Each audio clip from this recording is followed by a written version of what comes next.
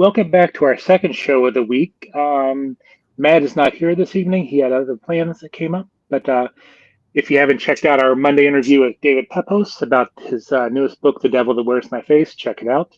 But tonight, it's all about Mark Russell and his rumpus room, and some other topics, which I'm sure we'll touch on as we always do. So, first off, how have you been? I've been good. I've been, I've been Busy writing. just pretty much doing the normal stuff, working. So, yeah, sounds fun. So, let's hop right into it. The new book that came out last week is Rumpus Room. Yeah. Can you kind of give us an idea of what it's about, and then we'll go from there? Sure. Yeah. So for those who don't know, Rumpus Room tells a story about a billionaire who locks people who are problematic to him in his basement, and he has them one by one crushed and turned into this really amazing skin cream. But the one sort of luxury he allows the people trapped in his Rumpus Room is that he allows them to vote on the next person who's going to be put in the crushing chair. And so they all sort of they form these two coalitions and try to vote each other into the chair, which will have whoever gets elected into there crushed and turned into skin cream. Billionaire. So, I know this isn't your first venture into the horror genre. Or the capital class genre. Yeah. So what kind of was, the inspiration for this one? Well, I wanted to do something that was a parable, and I often write in parables, but I wanted to do something that was a parable for how, we don't really seem to make the big issues that affect our lives and our futures what drive our political debates. Like we rarely hear politicians or people running for office talk about, say, like global warming or universal health care or artificial intelligence, and all these things are much bigger issues than the things we sort of get obsessed over in the day-to-day political debate. And I think that the reason for that is because I think Americans in particular feel that the really big decisions have already been made for us, that the billionaire class is sort of in charge of everything, and it's all kind of being run for their benefit. So all that's really left for us is to decide which of us are going to die for their benefit. And so it's really a thinly veiled parable for that, about how we have allowed our decision making as a society to be sort of taken from us. And so it kind of opens up with a woman looking for her sister, approaching the billionaire, and then eventually she ends up in this rumpus room. So how is the billionaire modeled it on anybody specifically, or just a sort of an amalgamation? Take your pick. Pick a card, any card. It's not really about any person or their particular character flaws, although there are many among the billionaires. It's more about just how being of that stature, of being of that level of wealth, just sort of makes you poisonous for society, because you're whatever those happen to be, your concerns and your prerogatives sort of trump everybody else's. So, kind of tell us about the billionaire who has this rumpus room. What, we learn a little bit about him in the first issue, but, can you give us a kind of a overall picture of who he is and kind of his motivations? So the villain, I guess you say, the billionaire in question, his name is Bob Shrunk, and he is sort of a tech billionaire. He owns a social media company. I swear to God, I wrote all this before Elon Musk bought Twitter. It's not responding to anything, but it could be seen to be about something. But he is a tech billionaire, and he's also a frustrated artist. He wanted to go into art and create art, but wasn't basically allowed to. So he went into business instead. And now, as a result, he has this amazing art collection. just this really weird art collection of things that he's collected over the years, and things that if you, and it's sort of like, again, about this sort of idea of the billionaire class. If you can't do something, buy it. It's like Elon Musk didn't found Tesla. He doesn't know anything about space exploration, but he could buy these companies, full of people who do know about their. So it's about how you buy expertise, or you buy the respect you can never command on your own. And he has some pretty weird taste too, especially with his lawn art. Well, that was what I like to do when I write a title, especially like a sort of a weird off the wall title like this, is I like to sort of imbue it with my own interests. So it's like, well, I'll make him an art collector. I'll make him like have art that I would, if I was like a really rich person. This is like the sort of thing I think would be cool just to have in my yard, just so people would like do a double take and like when they walk by and have to look at it. So I designed a lot of those pieces myself. Like I drew them out and like included them with my scripts, and then made poor Ramon have to draw them into the scripts. So a lot of the artwork is actually I mine. So I guess in addition to Bob Shrunk, I am also a frustrated artist who needs to have others make my dreams come true. Well, I know you have one of the variant covers you did. I do a variant cover for, I'm a double threat now. I am both a professional comic book writer and artist. I do a variant cover for each of the 5 issues, and they're under the way I can get away with this is that they're all under the pretense of being children's art, because he buys like a collection of children's art because he is funding the school, and he takes the children. So a lot of the children's art outbids the parents when they're bidding for their own child's art, and then like puts it up in his house. So ostensibly this is art from his children's art collection, but because I could plausibly draw something that say like a 9 or 10-year-old could do. Now, is that your work on his wall, or is that Ramon's? when he's showing off the wall to the woman. Well, we'll call her the police officer. There's one drawing on there that's mine, and it's there's a frog with an unusually muscular ass, and that one I'm proud to say is my own. And so we talked about the billionaire. Let's talk about the other main character, I guess. The one woman who's kind of searching for her sister who used to work for this billionaire.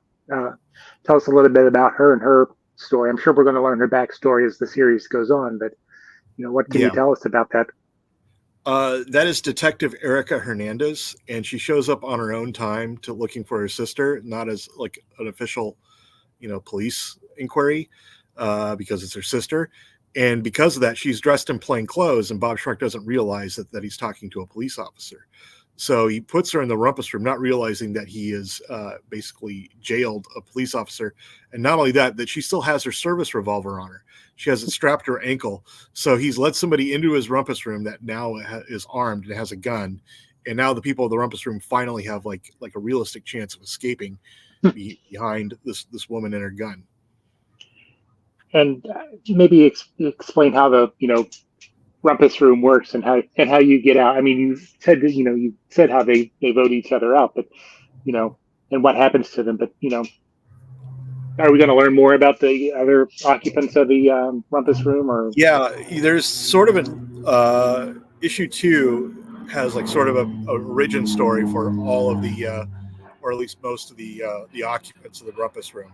You learn how they came to be in the rumpus room, why they're there, and what sort of side of the political divide they're on, because there's 2 factions in the rumpus room. There's the old timers, who are like sort of the initial people in the rumpus room, who were all sort of former employees of Bob Shrunk, as like former executives and coders and stuff, and they formed a faction. And then there's the newbies, who are people who have come into the rumpus room more recently, who are security guards or safety inspectors. People just happened onto the house or happened to like learn about the rumpus room, or for whatever reason got put in there after he initially created it.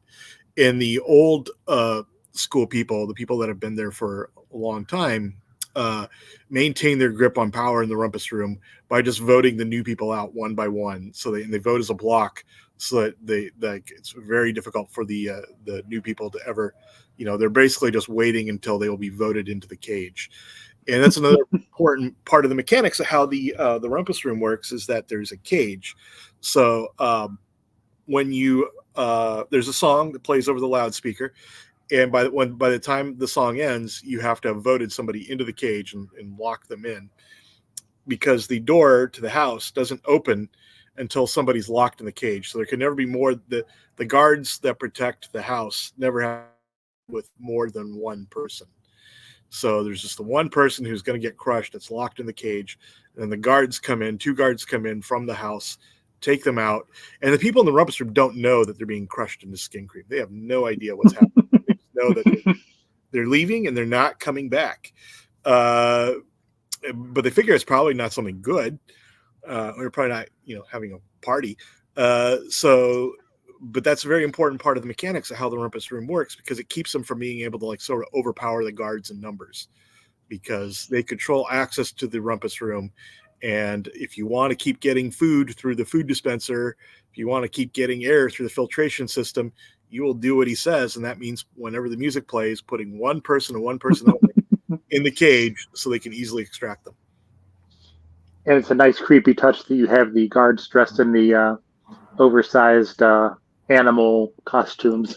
Yeah, they're wearing these big sort of furry animal costumes. And originally, I thought, well, aside from the fact that it just looks sort of creepy, it makes sense for Bob Schrunk's personality, because he's he's sort of a cheapskate. So he, in my own sort of background world building, I imagine that he bought these costumes as surplus from a dying theme park. It's like a theme park closes its doors and he buys up all the thick animal costumes, figuring these are as good as like tactical gear, because they're thick and they're padded, so that like prisoners, if they want to attack the guards, can't bite through them, or like punch the guards out because they got giant panda bear heads and stuff. So it's like the other than spending good quality money on tactical gear, this is the cheapest solution to his problem of like protecting the guards. So tell us a little bit about Ramon, who is the artist on the series. How did you guys connect, and how do you guys go about working together throughout the project? Well, he is part of AWA's deep and an exceedingly good stable of artists, and he's done other titles from them, and I really like his art style a lot. How clean his lines are, and about how he composes panels and stuff. But I didn't really have much say in it. AWA just put it together. They said we think Ramon would be really good for Rumpus Room, and I had to agree, because I thought his art style was just really a good fit for what we were doing with this series. And I love the way he sort of composes the panels and shows like the action unfold and stuff. So yeah, and when we started working together, what I did is I created this sort of Bible, this document of like each of the characters and what their personalities were like, what their backstory was, and a photograph of like a celebrity or something I thought would be good. I cast like some of my wish casting for these roles if this was being made into a movie, which he promptly ignored, and sort of designed his own people. Like there's maybe one or two that look like how I sort of suggested, but otherwise he sort of went with it and completely redesigned them. So which may be a good thing. I don't know. We'll see, because I think that the benefit of that maybe is that they aren't as the parable's not as obvious. It's not as clear a one-to-one. The evil people don't necessarily look evil, which is maybe a good thing. And tell me about pitching the story to AWA. I mean, I know they're very creator friendly and stuff like that, but it seems like it's a a strange story to have to say this about this billionaire who traps people in a room. Yeah, no, I think that's kind of what I like about them, is that they tend to like perk up when they hear the pitches that like other publishers would be like, next. Those tend to be the pitches that AWA likes. I remember Not All Robots, which was my first title with AWA. It was, again, a pitch that nobody wanted. It's like, oh, it's about robots, but it's a parable for toxic masculinity. And people would be like, no, thank you. and it made the rounds. I think I'd been rejected at like 4 or 5, maybe 6 publishers for Not All Robots for AWA. And AWA barely let me, Axel barely let me finish telling him about the pitch, and he's like, yes. So I think that after Not All Robots, they wanted to work with me again, and I had such a good experience with them that I wanted to work with them again. So I came up with the pitch for Rumpus Room. It was a story I'd wanted to do for a while, but I thought, if they went for that, then God knows what they'll go for next time. So I made the pitch even crazier than it was in my head, and just sort of went for broke. And of course that was like throwing meat to a bear. And I assume this is like a 6-issue, 5-issue limited series. 5-issue. They tend to be 5-issue series, but yeah, this is a 5-issue. But yeah, it's already written. I wrote this probably all about close to a year ago, but now it's finally coming out. So is there a character particularly that you kind of latched onto or have enjoy writing the most? Or well, yeah, those are kind of, there's one of each actually. Whenever I write a series, I like to have one character who sort of is like me if I was in the room. Like they're saying the things I would say or thinking the things I would think if I were in there. And it's usually the protagonist. And in this case, that is also true. So Erica Hernandez is sort of my voice. She's sort of saying the things that I would say if I were there with these people. But I think the character that I really enjoy writing the most, the one that's like, oh, this is like, I look forward to this, and this is like, is Bob Shrunk. Because he's sort of like this, id. He's a guy who doesn't really need to care about other people's opinions. And so he doesn't care how he comes across. And so you can really just sort of like, it's a fun but dark thought experiment. Like, what would I be if I were like that? What would I be if I didn't care about other people or have to at least even worry about what they thought of me? I also kind of like how you kind of twisted the whole drugging scenario on its head. I mean, usually it's the coffee or whatever they're drinking, but you kind of were able to switch that and make it something a little different that kind of catches the reader off by surprise. Yeah, this is something that Bob Shrunk does well. He sort of thinks of the Hollywood cliche, or the cliche everybody's going to think what's going to happen, and zigs while most people would zag. So it's never really the easy sort of cliche sort of trap or thing that you would think it'd be. He's like sort of like figured out an antidote to the cliche, which is, I think, in a way, maybe he really did become an artist, but his art is not like painting; it's imprisonment. I guess everybody's an artist in their own way. Yeah, so, I don't want to discriminate mediums. So, as you were, how long did it take you? You said you worked on it about a year ago. How long did it, was the idea kind of percolating around in your brain? Probably about 5 or 6 months. I mean, it's the sort of thing that's sort of an evergreen idea. It wasn't like ripped from the headlines or about like something like wasn't based on a particular incident. It's just sort of this, this snowball of all this sort of like, thinking about like how much of the world is actually just sort of controlled by the whims and decrees of these people nobody voted for and nobody really wants in power. They just happen to control a lot of money by some twist of fate. Usually they inherited it and then, steamrolled it into an even greater fortune. And these are the people that are making the decisions that will affect our daily lives for generations to come. And so, yeah, it really is just sort of the aggregation. As most of my series ideas are an aggregation of long pent up frustration. And so, but I think the idea really sort of took hold of my mind when I was writing Billionaire Island for Ahoy, because that series also has like a billionaire has like a prison in his mansion.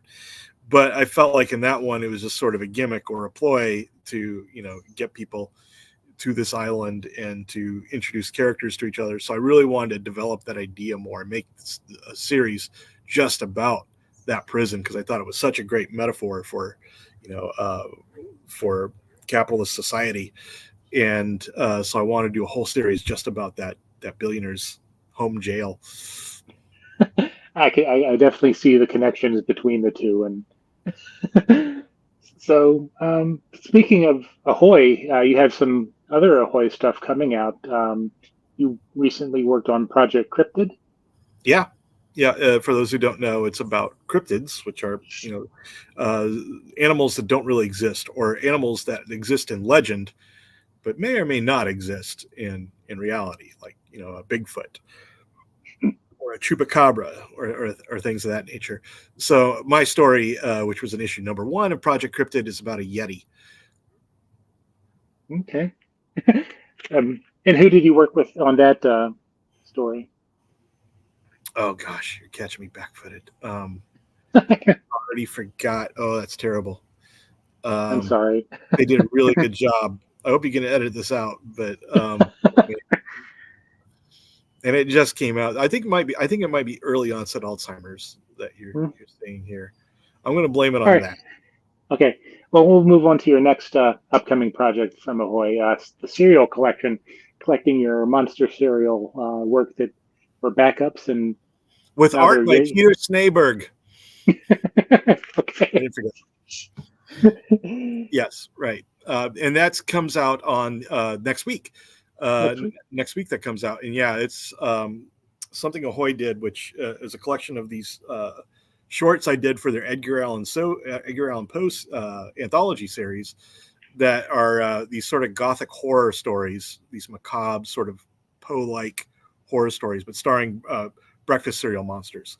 So stories about Count Chocula, although for legal reasons in my realm, he is the Marquis de Coco, or Frankenberry, who again has been sort of restyled as Frankencherry. But yeah, it's about these monsters and their lives and how they come to be monsters, and about their conflict. And it's sort of like if the cereal monsters live in sort of a Game of Thrones like universe. But there's 3 additional chapters that are in this book that weren't in the Edgar Allan Poe anthology. So even if you do have those anthologies, too bad. You have to go out and buy the book if you want to know how the story ends. And so how do you, kind of going back to Rumpus Room, how do you kind of go from writing Rumpus Room to writing, the totally different Traveling to Mars? I mean, those both are very socially conscious, but are kind of very different types of stories. First off, how's Traveling to Mars going for you, and how do is it easy to make that transition from one to the other? Yeah, in fact, it helps, to make a transition from things that are not like each other to sort of cleanse the palate and think about different things. But I feel very strongly about Traveling to Mars. In fact, I think it might be the best thing I've ever written. And the artwork by Roberto Melli, I think, has been really good. I think, he's an artist that really brings out the humanity in each panel, really shows the emotions and the subtleties of the characters really well, which I think is perfect for a story, which largely has, is set on a one-man mission to Mars, where he's the only human character for most of the story. So I really feel strongly about it, and I feel, again, this is like one of those things that pitch-wise, it just sounds like a terrible idea. It's like, about somebody locked in a spaceship by themselves going on, a one-way mission to Mars, which they're selected for because they're terminally ill, and they don't have to bring them back. It's like not many people want to green light that. People aren't lining up to, hand you their money. But I feel like it's also maybe one of the most powerful ideas I've ever undertaken, because it really is somebody given a chance to think about their life and what it meant, and about their regrets. And the story is also largely told in flashback, where he's remembering his life before he went into the space capsule and closed the door for the last time. So I'm extremely proud of it, and I hope if anybody is just hearing about it for the first time on your podcast, that they will either go out. This is what I would recommend: go out, find issue number 1, buy it, read it, and if you like it, then maybe wait for the trade to come out, which it will in February. But I feel like this is like probably, if not the best, then one of the 2 or 3 best things I've ever written. I would agree. And even though you said that, it's a hard pitch, for a story, you make it work, and you're able to not only tell that story but also have your usual, saying something about society and the way we, as of a people of a people are. Yeah, the part. Sorry. Because it's really, not just about Roy, the main character, him facing the end of his life. It's also very much about the potential end of human civilization, because it's the end of the fossil fuel era, and the human race hasn't done enough to replace fossil fuels, and there's rampant global warming, and it feels like this is the end for everybody. So it really does feel like he's sort of writing the epitaph, not only for himself but for the world he's come from. Now, Deadbox, which it's coming out in collected soon, correct? Because I think that was what Volt Comics, and they Right. kind of It comes out in November. Okay, and that was and kind of refresh for everybody what Deadbox is about. Yeah, no, it's probably a good thing, since it's been I think 2 years since issue 3 came out. But Deadbox tells a story about a cursed video rail machine. So it's a small town. It takes place in a small town, Lost Turkey, and there's no movie theaters or anything. There's no internet really, or so if you want to watch a movie in this town, you have to go rent a DVD from this Deadbox machine. But the DVDs inside this machine are cursed. They're like movies that never should have been made, and they seem to know more about the life of the person who's watching them than they themselves do, because it sort of has ill portents about what they're going through. And so people rent these movies, watching them, not realizing that these aren't movies that exist in the outside world, and that in a lot of ways this movie's just about them.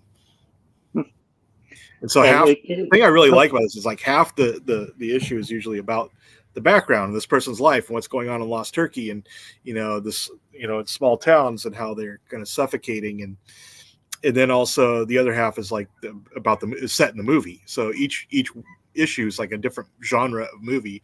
Like there's one that's like sci-fi, and then there's one that's like a romantic comedy, and one that's like a Pixar Cars like animation movie. So each issue has got a lot of variety, at least in terms of the movies people were watching from this Deadbox.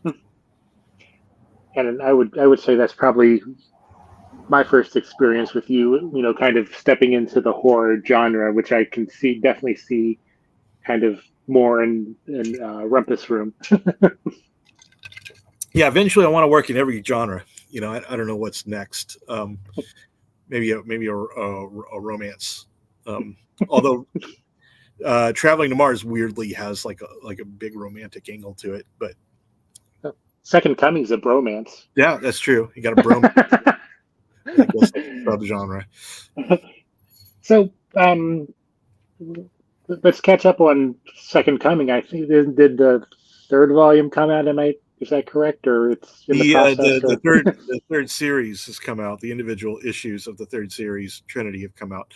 The collection I don't think comes out until early 2024.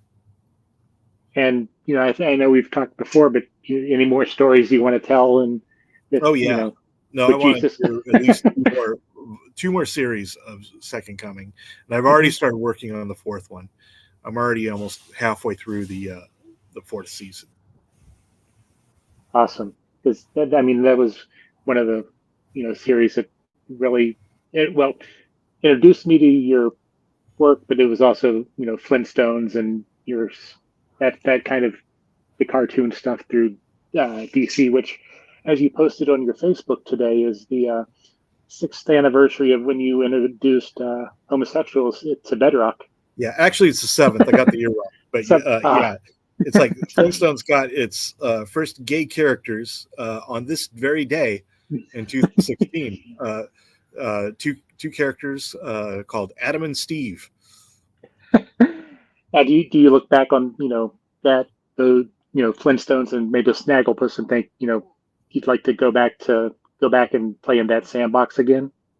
I would do Hanna-Barbera cartoon characters again. I don't know that I ever need to go back and do another Flintstones comic or another Snagglepuss comic, because I feel like, and I was thinking about this recently, like the thing about the Flintstones is that each issue is about such a large subject. Like there's an issue about marriage, like we just discussed. There's an issue about consumerism. There's an issue about war, and there's an issue about religion. That really, I think the big major sort of fault lines in civilization, I kind of feel like I discussed most of them in the original Flintstones, and that if I were to do more of that, the topics would by nature have to be much smaller and much more topical, which feels like a different comic to me. That feels more like something like Rumpus Room, where it's like I could spend 5 issues talking about how imbuing this one small class of human beings with decision-making power over the rest of us is a fatal error, rather than balling it up into one issue. Kind of recapping. You had your first Kickstarter, which probably wrapped up a couple months ago or a few months ago. How was that experience? It was good. It paid out, so that was nice, and it allowed me to do something that I feel like no other publisher would really let me do, which was publish a book of my own cartoons. So I did the artwork on all the cartoons and compiled in my own book. And originally, I'd drawn all these cartoons, and I wanted to get them out to people in some way. But I also kind of thought, when I do the conventions and stuff, I run into a lot of people a lot of times where I'm selling books at my table, and they've already got everything on the table.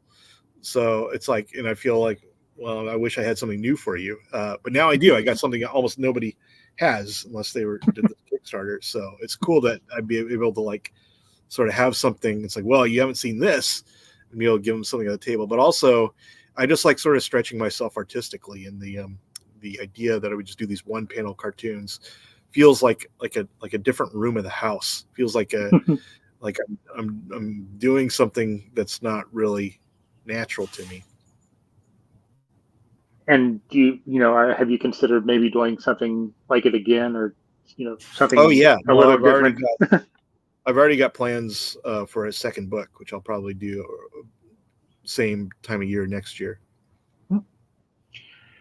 And are you still working with the Northwest Museum of Cartoon? Yeah. We don't have a physical location yet, but we're fundraising. We're doing educational missions stuff. So little workshops for kids and instructionals and lectures and things like that. But our hope is to like at some point, fundraise enough that we get like a brick and mortar location. But it's fun, and I really like Portland's kind of a great place for it too, because there's so much talent here, not just talent but also interest, and so you can have an event, even if it's just like a pizza parlor get together where people come and share their own comics and their own drawings and want to meet other people who are also interested in it. They can do that, and there's enough people for them to sort of come and do it at a random event, which is one of the things I really like about Portland in general, is that you find, no matter what your sort of niche is, there's people your niche will be scratched. There are people here that are into the same thing, and they're actually enthusiastic about it, will show up to events about it. And what specifically, like I saw that you've done a couple like classes or whatever. What do you talk about? In these sessions. Yeah, I ran a sparsely attended workshop called Why Comics, which is about why I think comics are still a vital medium. Even though A lot of the wind of the sails has been taken out by like TV and the internet, and it's facing challenges from AI, and the industry itself is sort of a shambles. But I think the medium itself is incredibly important and speaks to people in a way that no other artistic or storytelling medium does. And so it's incredibly valuable that we maintain it, that we keep it alive. So, anything on the horizon that you can give us brief details about, or everything hush hush? No, well, there are some things that are hush hush, but there's also some things I can tell you about. Doing a third season of My Bad with my buddy Bryce Ingman, who co-writes it with me, and Peter Krause, who does the art, and Kelly Fitzpatrick on colors.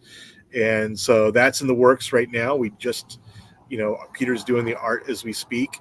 I'm also doing some one shots, which I'm really sort of proud of. There's one coming out from Ahoy, which is about a cult of people that have visions of an alien world. So they form this cult in Arizona to figure out what it is the aliens want from them. And the one's called I think it's called Pig Stick. And that comes out. I think they're planning on kickstarting that, but I'm not sure. But that one's later this year or later 2024. And then a one shot from AWA called Death Ratio, which is about a future where government has been replaced by social media, and everyone just has like a neck bracelet that explodes if you get too many dislikes. So you can give somebody a like or a downvote, and if you get too many downvotes, and that's what keeps everyone in line. So it's sort of a funny dystopia. Or Elon Musk's next plan. Yeah, that'll be what X eventually evolves into. But so those come out in 2024, and I'm just and I'm writing. I'm hoping to be able to write. I've got some things from Marvel and DC I can't announce yet too. Yep, sure, definitely, and don't want to get you in trouble with that. But no, so I need that money. Yeah. So what are you reading these days? For pleasure or for inspiration? Oh my God! Well, let me tell you, I just got Dan Clowes's Monica in the mail today, so that is going probably to the top of my reading list. I also just bought the 9th volume of Ice Cream Man, so that is also co-top of the reading list. And I'm reading Taki Soma's memoir about moving to the United States from Japan as a girl, and about all these sort of incidents in her life, which is really kind of powerful and interesting, and done in a way I haven't really seen a lot of, where it's not really telling the story of her life from start to finish, but is also focuses on major incidents, and sort of these are the interesting things that have happened to me, which is really cool. So yeah, and I've been reading some like nonfiction. Non comics, some kind of fascinating books. I'm reading Elaine Pagel's book on the origin of Satan, how Satan has evolved over the lifespan of Christendom to fill different roles, and how the Satan we conceive of today in Western culture and in Christianity is very different than the Satan that actually was in the Bible. And also I'm reading, or I just finished reading Civilized to Death, which is a really good book about sort of the cost benefit of civilization. When we agreed to live in large numbers in civilization, the sorts of things we gave up as hunter-gatherers living in small packs, and whether or not civilization was worth the price of admission. And spoiler alert to him, probably not.